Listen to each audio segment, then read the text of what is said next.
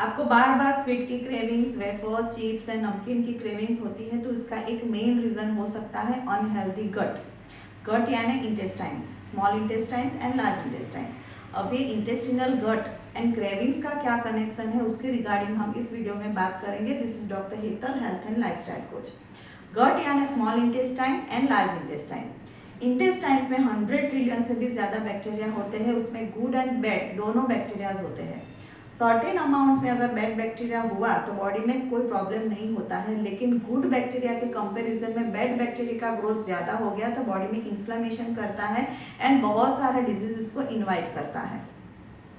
ये bad bacteria होने के कारण में नंबर 1 पूरी poor lifestyle, poor diet, nutritional deficiency and बहुत सारे एंटीबायोटिक का ओवरडोजेस होना है। ये बैक्टीरिया हमारी बॉडी में काम क्या करते हैं? ये बैक्टीरिया फूड का डाइजेशन करना, न्यूट्रिएंट एब्जॉर्प्शन करना, इम्यून सिस्टम को सपोर्ट करता है एंड बॉडी में से टॉक्सिन्स एंड वेस्ट को रिमूव करने के लिए हेल्पफुल है। अगर बॉडी को प्रॉपर न्यूट्रिशन मिलता है तो गुड बैक्टीरिया का ग्रोथ अच्छा रहेगा, गट का एनवायरनमेंट हेल्दी रहेगा, ओवरऑल हेल्थ हमारी मेंटेन रहेगी। लेकिन हम जो खाना खाते हैं उसमें न्यूट्रिशनल डेफिशिएंसी हो गई तो बैड बैक्टीरिया का ग्रोथ हो गया तो बॉडी में थोड़ा बॉडी में इन्फ्लेमेशन होता है, बहुत सारे प्रॉब्लम्स को इनवाइट करता है। इसीलिए मोरल ऑफ द स्टोरी ये हुआ कि हमें न्यूट्रिशनल फूड खाना चाहिए तो गट का जो एनवायरनमेंट है वो हेल्दी रहेगा एंड गुड बैक्टीरिया का ग्रोथ मेंटेन होगा तो गट हेल्थ मेंटेन होगी एंड ऑटोमेटिकली क्रेविंग्स हमारी कम हो जाएगी। गट के बारे में थोड़ा डिटेल में समझाने का ट्राई करूंगी। गट की एक ओन नर्वस सिस्टम है। गट एंड ब्रेन कैसे कनेक्शन है, गट की हेल्थ से क्रेविंग्स कैसे होती है वो जानने के लिए गट का जो ये फॉर्मूला है वो थोड़ा समझना पड़ेगा। गट की एक ओन नर्वस सिस्टम है। जिस तरह हमारे ब्रेन में न्यूरॉन्स एंड न्यूरोट्रांसमीटर्स की वजह से उस स्पाइनल कॉर्ड के साथ कंटिन्यूस कम्युनिकेट होता है, उसे सेंट्रल नर्वस सिस्टम कहा जाता है। उसी तरह हमारे गट इंटेस्टाइन्स में भी न्यूरॉन्स एंड न्यूरोट्रांसमीटर्स होते हैं जो हमारे ब्रेन के साथ कंटिन्यूस कम्युनिकेट होता है गट ब्रेन एक्सिस के थ्रू, उसे एंट्रिक नर्वस सिस्टम कहा जाता है।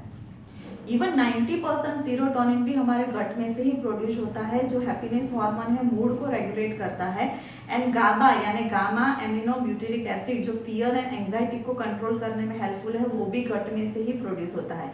इसीलिए गट को सेकंड ब्रेन भी कहा जाता है। इससे ये समझ में आया कि हमारा गट एंड ब्रेन दोनों कम्युनिकेशन करता है और दोनों कनेक्टेड है।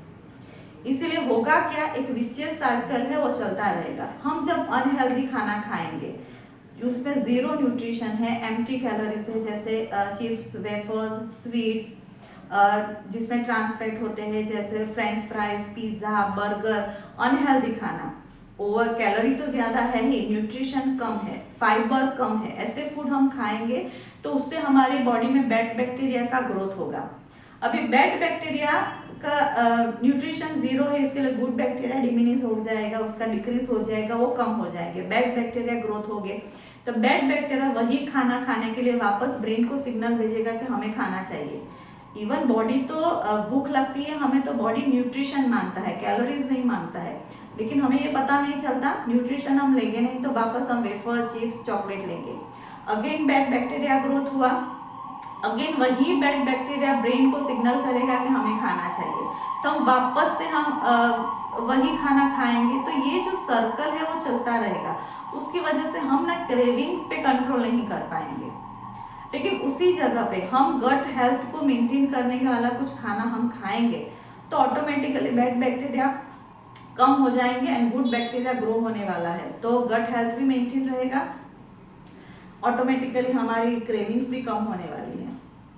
अभी गुड बैक्टीरिया को कंट्रोल में करने, गुड बैक्टीरिया को इंक्रीज करने के लिए एंड बैड बैक्टीरिया को कंट्रोल में करने के लिए दो टाइप्स के फूड्स है, प्रोबायोटिक्स एंड प्रीबायोटिक्स। उसको हमें हमारी मील में ऐड करना चाहिए।